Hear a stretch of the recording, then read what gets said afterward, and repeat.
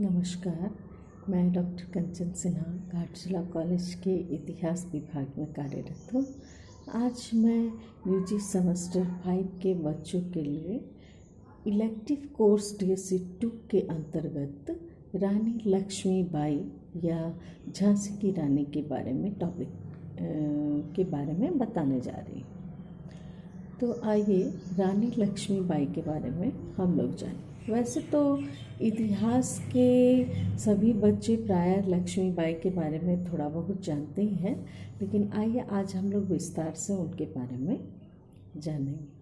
तो रानी लक्ष्मीबाई का जन्म 19 नवंबर 1835 ईस्वी को एक साधारण परिवार में हुआ था। उनकी माता का नाम भागीरथी बाई और पिता का नाम मोरोपंत तांबे था। मोरोपंत पेशवा बाजीराव द्वितीय के भाई चिम्माजी अप्पा के अत्यंत निकट थे और पेशवाई समाप्त होने के बाद चिम्माजी अप्पा जो है वो काशी में रहने लगे और मोरोपंत भी चिम्माजी के साथ वहीं काशी में रहने के लिए आ गए। किंतु कुछ समय के बाद चिम्माजी की मृत्यु हो गई और मोरोपंत के परिवार को बाजीराव की शरण लेनी पड़ी। और इसी समय जबकि मोरोपंत की पत्नी भागीरथी की मृत्यु हो गई, उसी समय उनकी पुत्री की आयु जो थी वो मात्र 3 वर्ष की थी और इनका नाम था मणिकर्णिका।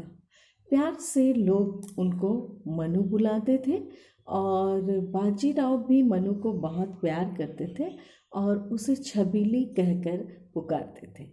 उसी समय बाजीराव के महल में उनके दत्तक पुत्र नाना साहब और उनके मित्र तात्या टोपे का भी पालन पोषण हो रहा था।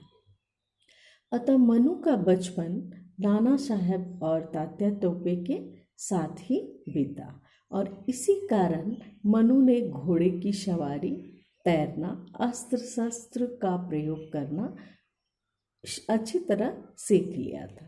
तो मनु के बड़े होने पर मोरोपंत उनके विवाह के लिए चिंतित होने लगे। तो बाजीराव ने मनु का विवाह झांसी के महाराजा गंगाधर से करने का निश्चय किया और महाराज गंगाधर की प्रथम पत्नी जो थी उनकी मृत्यु हो चुकी थी।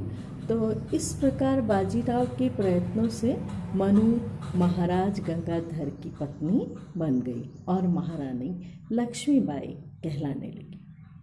1851 में लक्ष्मीबाई ने एक पुत्र रत्न को जन्म दिया, लेकिन दुर्भाग्यवश वह अधिक समय तक जीवित नहीं रह सका।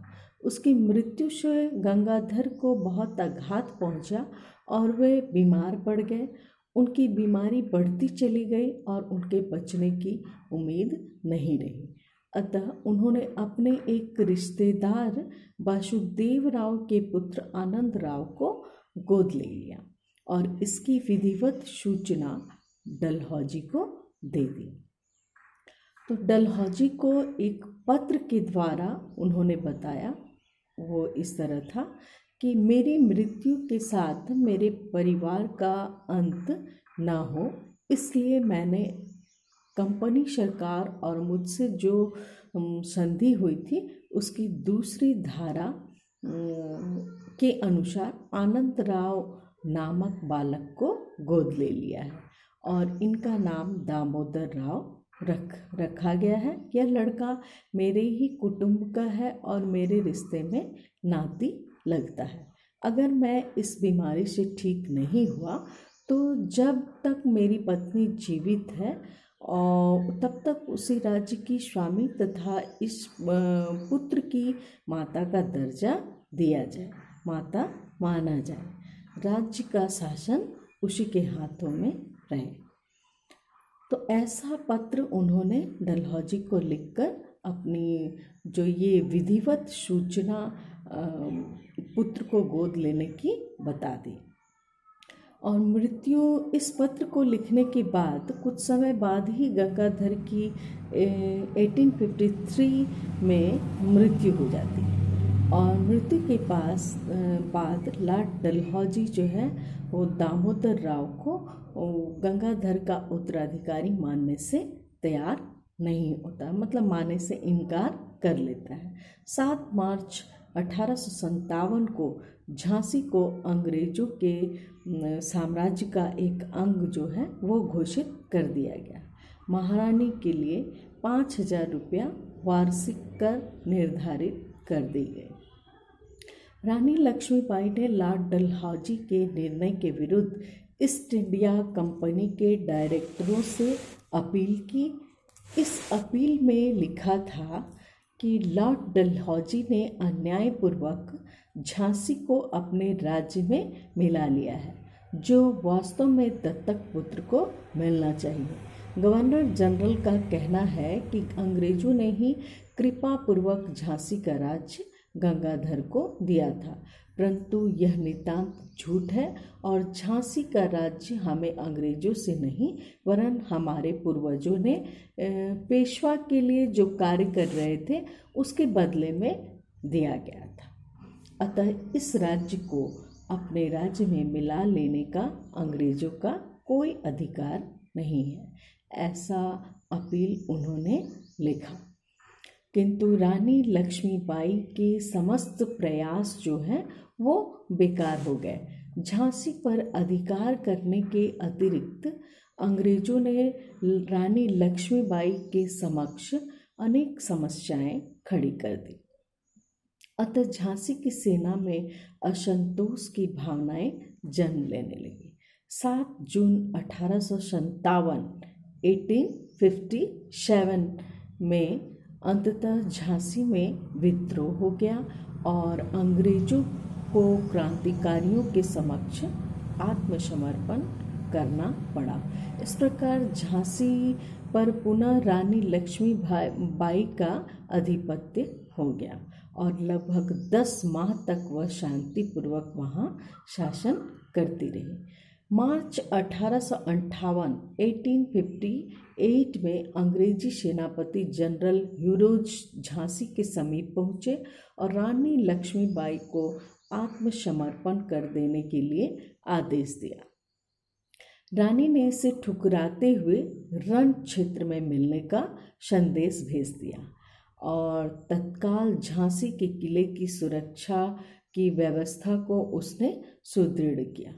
रानी लक्ष्मीबाई ने अंग्रेजी सेना से डटकर सामना किया और 10 दिन तक दोनों ओर से भयंकर युद्ध हुआ। इसी समय ग्वालियर व टीकमगढ़ राज्यों ने अंग्रेजी सेना को रसद पहुंचाकर उनकी सहायता की, अन्यथा अंग्रेजी सेना की स्थिति अत्यंत खराब हो गई होती। यानी यहाँ पर भी जो है अपने ही लोगों के द्वारा इस तरह से छल किया गया। रानी लक्ष्मीबाई की वीरता को देखकर अंग्रेज भी आश्चर्यचकित हो गए। इसी समय लक्ष्मीबाई की सहायता के लिए तात्या टोपे झांसी पहुँचे। यदि तात्या टोपे और रानी की सेना का सामना अंग्रेजों को एक साथ करना पड़ता तो उनकी स्थिति जो है वो शोचनीय हो जाती, किंतु ह्यूरोज ने कूटनीति के द्वारा रानी के कुछ सरदारों को अपनी ओर मिला लिया, जिनके प्रयत्नों से रानी और तात्या टोपे की सेनाएं जो हैं सम्मिलित रूप से एक साथ अंग्रेजों पर आक्रमण नहीं कर सकी। अतः ह्यूरोज ने तात्या टोपे की सेना को परास्त कर दिया। तत्पश्चात उसने झांसी के किले पर भीषण आक्रमण किया। लक्ष्मीबाई डटकर इसका मुकाबला किए, किंतु कुछ अपने ही लोगों के द्वारा पुनः विश्वासघात करने के कारण रानी अपने पुत्र दामोदर राव को पीठ में बांधकर अंग्रेजी सेना को चीरते हुए भाग निकली।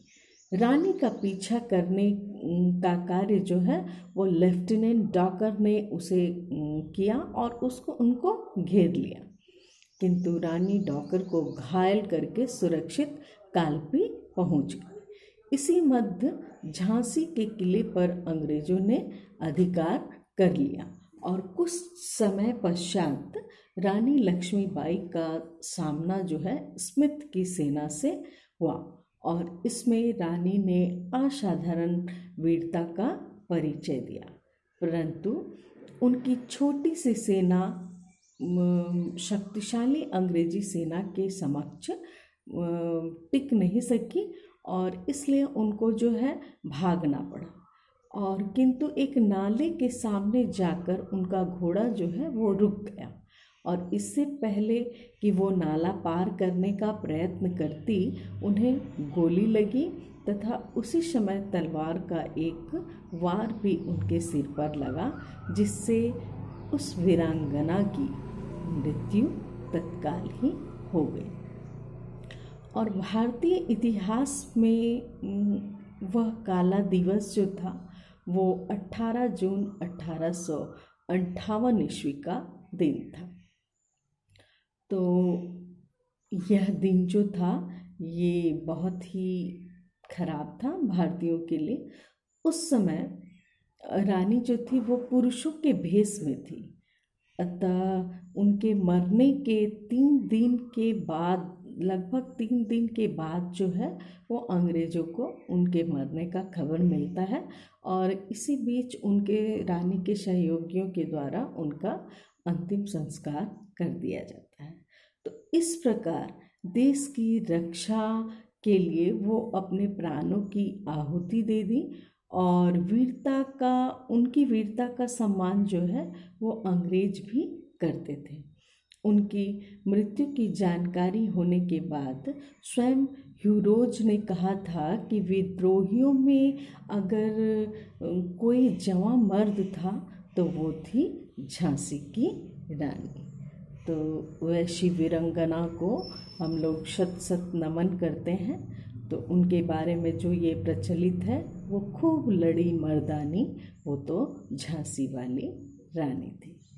Thank you.